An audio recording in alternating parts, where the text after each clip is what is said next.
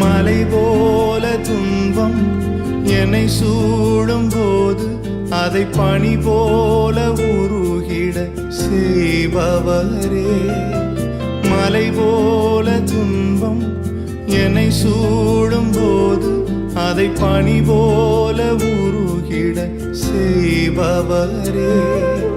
கண்மணி போல் என்னை காப்பவரே.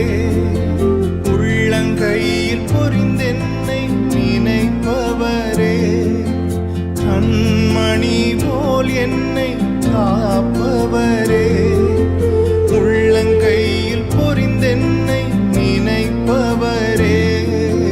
நீர் போதும் என் வாழ்விலே ஏசையா, நீர் போதும் என் வாழ்விலே.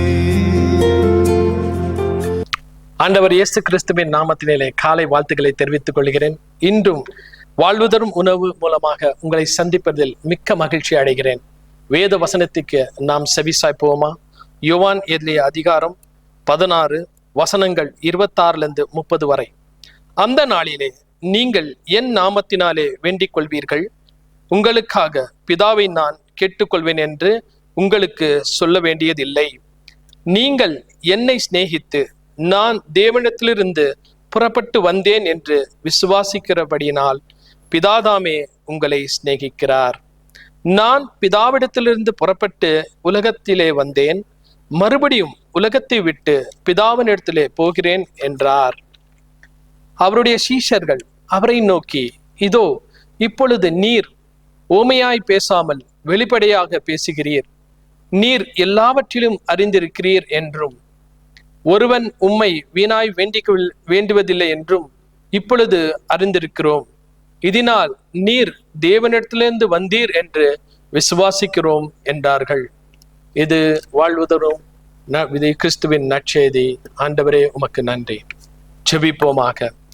இந்த நாளிலும் தகப்பனே, நாங்கள் விசுவாசிக்கிறோம் ஆண்டவரே, நீர் பிதாவிடத்திலிருந்து வந்து மீண்டும் பிதாவிடத்திலே போகிறீர் என்று நாங்கள் விசுவாசிக்கிறோம். உன் நாமத்திலே விசுவாசம் உள்ளவர்கள் பிழைப்பார் என்ற வார்த்தையின்படி தகப்பனே, இன்றும் அநேகர் உம்மை விசுவாசிக்காமல் இருக்கிற ஒவ்வொரு குடும்பங்களுக்காக செபிக்கிறோம் ஆண்டவரே.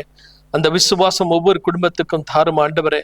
ஒரு நிச்சயத்தை தாருங்க ஆண்டவரே. தன் பாவங்களை விட்டு அறிக்கையிடுவன் வாழ்வடைவான் சொன்ன வார்த்தையின்படி தகப்பனே, இன்றும் யாரெல்லாம் தன் பாவங்களை அறிக்கையிட்டு விட்டு விடுகிறார்களோ அவர்கள் வாழ்க்கையில ஒரு ஆசீர்வாதம் உண்டாகட்டும் ஆண்டவரே. இன்றும் தகப்பனே, அநேக வேதனையோடு துன்பத்தோடு துயரத்தோடு தகப்பனே இந்த வார்த்தைகளை கேட்டுக்கொண்டிருக்கிற ஒவ்வொருவருக்காக செபிக்கிறேன் ஆண்டவரே. அவர்கள் வாழ்க்கையில ஒரு சந்தோஷம், ஒரு மகிழ்ச்சி, ஒரு ப்ராஸ்பரிட்டி உண்டாகட்டும் ஆண்டவரே. தகப்பனே, எழுந்து போன அத்தனைகளையும் அப்பா மீண்டும் கிடைக்கும்படி ஒரு வழிவாசலை திறப்பீராக ஆண்டவரே. அப்பா, இன்றும் தகப்பனே அநேக குடும்பங்களுடைய தேவைகள் இருக்குது ராஜா. ஒவ்வொரு குடும்பத்தின் தேவைகளை நீர் சந்திப்பீராக ராஜா. ஒவ்வொரு குடும்பத்தில் இருக்கிற வியாதியஸ்தருக்காக இந்த காலைவேளை செபிக்கிறேன் ஆண்டவரே. ஒவ்வொரு வியாதியிலிருந்து அப்பா நீர் விடுதலை கொடுக்கிற தேவன். உமது தழும்புகளால் ஒவ்வொருவரையும் சுகமாக்கி பலப்படுத்தி ஆசீர்வதிப்பதற்காக உமக்கு நன்றி. இன்றும் தகப்பனே, கடன் பாரத்தில் சிக்கியிருக்கிற அநேகருக்காக செபிக்கிறேன் ஆண்டவரே. நான் எப்படி இந்த கடனை திருப்பி கொடுப்பேன் என்று அப்பா புலம்பிக் கொண்டிருக்கிற ஒவ்வொருவருக்காக இந்த காலைவேளை செபிக்கிறேன் ஆண்டவரே. அந்த கடன்களை திருப்பி கொடுக்க ஒரு வழிவாசலை திறந்துருங்க ஆண்டவரே. அப்பா, நீர் அவர்களுக்கு ஞானத்தை கொடுங்க ஆண்டவரே. இனி கடன் இல்லாத ஒரு வாழ்க்கை வாழும்படி ஒவ்வொருவரையும் நீங்க வழிநடத்துவதற்காக உமக்கு நன்றி.